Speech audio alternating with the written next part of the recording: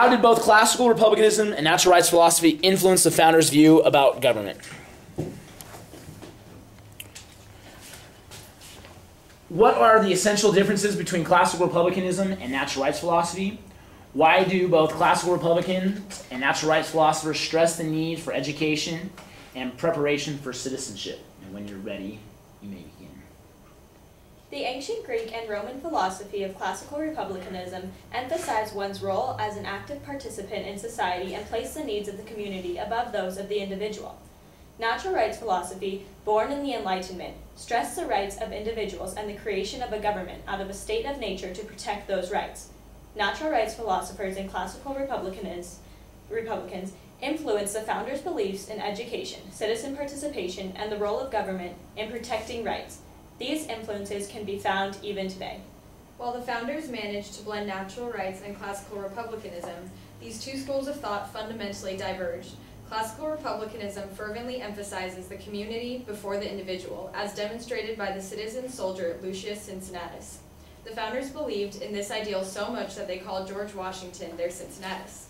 In contrast, natural rights stresses individual liberties more than duty to government. These rights include that of revolution found in the Declaration of Independence. Whenever any form of government becomes destructive, it is the right of the people to alter or abolish it. And the First Amendment, right of the people to petition the government. Thomas Hobbes' theory of the social contract, formed to protect individuals from the state of war of every man against every man, contrasts the classical Republican ideal of civic virtue and sacrifice for the common good. This classical Republican ideal is best reflected in John F. Kennedy's 1961 inaugural address. Ask not what your country can do for you, ask what you can do for your country. Americans found a way to connect these two philosophies. As Alexis de Tocqueville noted, in Democracy in America, through an enlightened regard for themselves that inclines them to willingly sacrifice a portion of their time and property to the welfare of the state. Civil disobedience also bridges the attributes of both philosophies through peaceful insubordination directed to improve society for the common good. In order to promote the common good, these actions must be inspirited by a purpose to advance natural rights. A fundamental aspect of civil disobedience rests in the importance of education in order to yield results, supported by both philosophies. The Student Nonviolent Coordinating Committee recognized the importance of education and civil duty through planned sit-ins and other peaceful protest movements. The students of the SNCC asserted their natural rights through this form of disobedience, contributing to the theory that, as the classical Republican Polybius stated, the people have the power of approving or rejecting laws. Education, although not stated as a federal responsibility in the Constitution, became an integral part of American society because of the founders' views on its importance to the progression of society. Natural rights philosophers and classical Republicans throughout history placed enormously high value on education because they knew it was necessary for an informed and active populace. Aristotle, one of the first philosophers to stress compulsory education, articulated the need for continual education. Excellence is an art won by training and habituation. We do not act rightly because we have virtue or excellence, but rather because we have acted rightly, indicating the belief that education was key to citizen contribution to the common good. Underlying this idea are the theories of natural rights philosopher John Locke. Tabula rasa theorizes that all humans are born with a blank slate. Education, natural rights philosophers argue, fills that slate with the knowledge necessary to equip the citizens for participation in society. The founders took the values of education defined by both philosophies and embedded them in the liberties given to citizens, allowing for public education. The founders thought that education is fundamental to the nation as it prepares citizens for participation in government. These theories still have effect on modern society. Government and other civics classes are required in many states, giving students a modern channel to participate in the political system. Participation, such as voting, is seen by both classical Republicans and natural rights philosophers as the crux of citizen contribution to the common good. Thank you.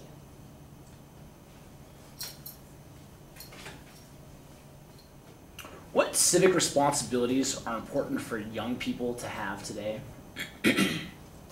People who are under 16 and therefore under the age to work can volunteer. Especially in NGOs, they can give their time before they're able to work and earn money for their services. Also, the voting percentage of persons 18 to 24, the young population, is very, very low. It is in fact the lowest apart from persons over the age of 60, and that definitely needs to be changed. Voting is among the ways that citizens participate and have civic virtue, and that they're supporting their government, and young people really need to start voting and exercising that. And political participation is only one of the many channels that you can utilize in order to participate in your society. All of these channels through participating in charities and other events like that can help an active populace exemplify civic virtue. When classical Republicans spoke of the office of citizen, what do they mean? With the words the office of citizen, that means that every citizen has an obligation to society to contribute and participate in certain manners, such as voting and participating in elections. The office of the citizen refers to not only the obligation, but the fundamental moral responsibility that all citizens have to the rest of their citizens. When you're placed in an office as an elected official, you have a responsibility to the people who elected you. And that office of the citizen involves the same thing, that you have a responsibility to your community to better it. And that office of the citizen reflects back on civic virtue and participating in order to engage your community in a good way. It also falls under the classical Republican ideal that humans are naturally political creatures and sociable creatures. Instead of rather forming a social contract to protect our rights, we form a community to protect the rights of everybody and to protect the rights of that community, which is where the office of a citizen is that they have an office within that community. John Rawls, a recently deceased philosopher, said that he had two principles, and the first being that everybody had a certain set of liberties, but his second principle declared that people who had advantages should reach out to those who are more disadvantaged and should sacrifice their advantages to help those under them as a classical Republican ideal, as a duty. Is making money virtuous?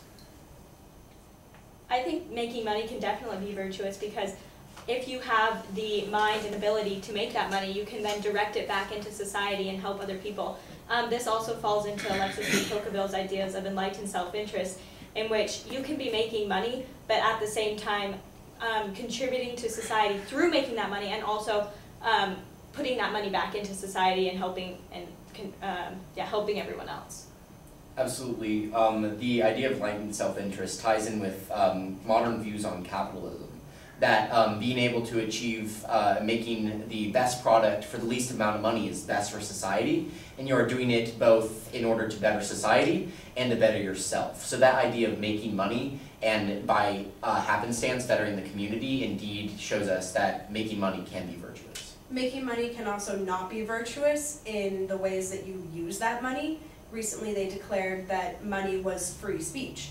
And that is one of the reasons that you can make so many different campaign ads and use so much money for them. They raised billions of dollars for the most recent campaign, spent almost $9 million of it in Nevada alone, but that's just to make commercials rather than spending it to help defeat the debt crisis, which is one way that making money is not necessarily virtuous.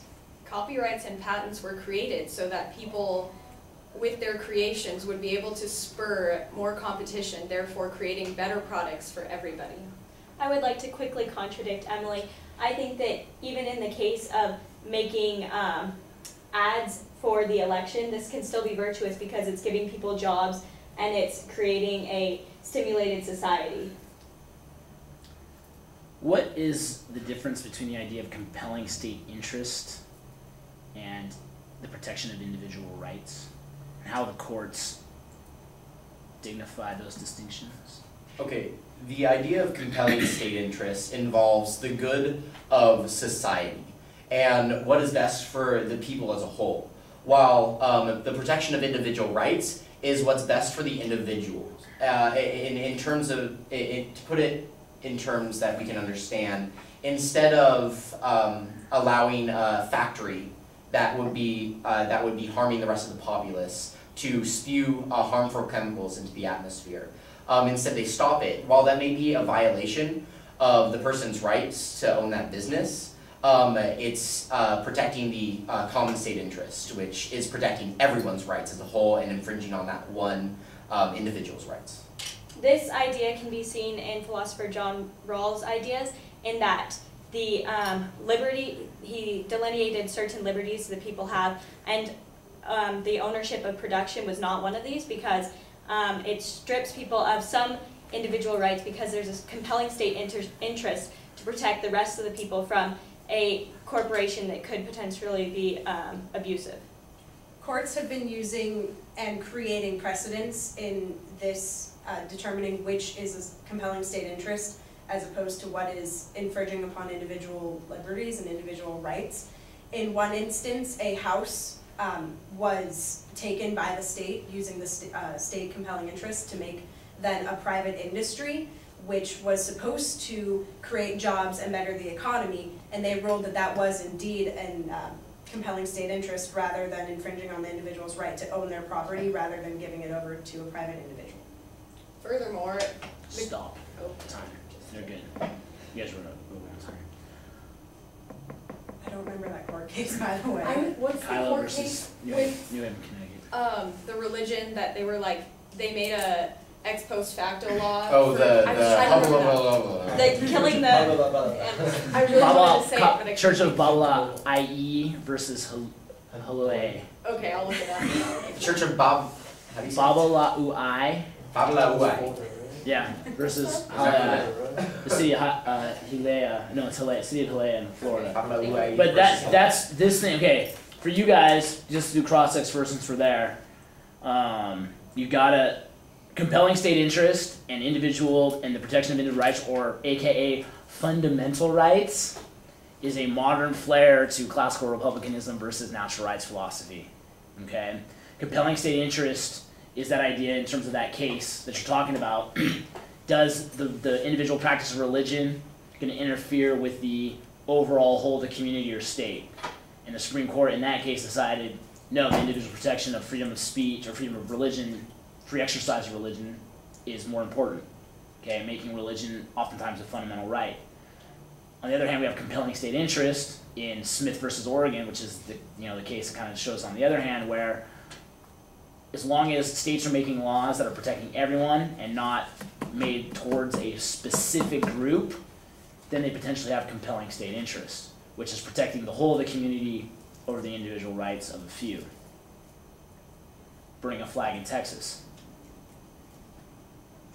The individual protection of expression was protected over the larger picture of what burning a flag could cause to the state.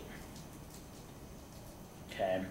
Was that what case was that? Texas versus Johnson.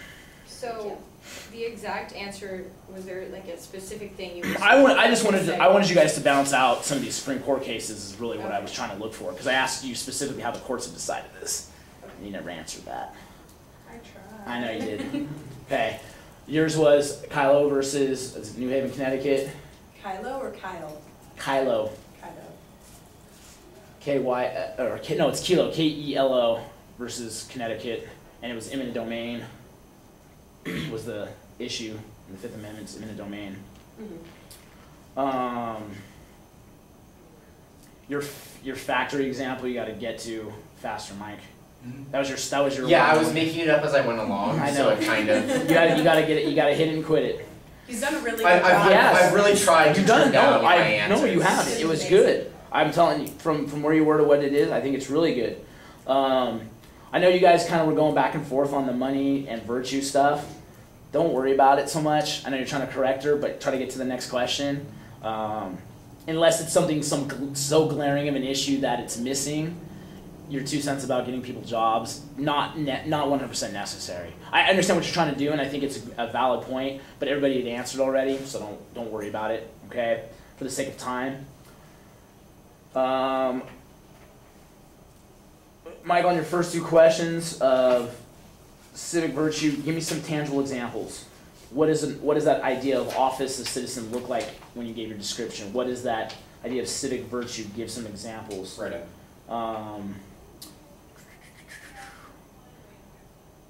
Make sure you guys, when you finish, Lisa, you gave an example, you kind of got your NGO one, and then right when you got finished answering, you kind of just let off. So make sure you finish it with some confidence. Okay. Okay?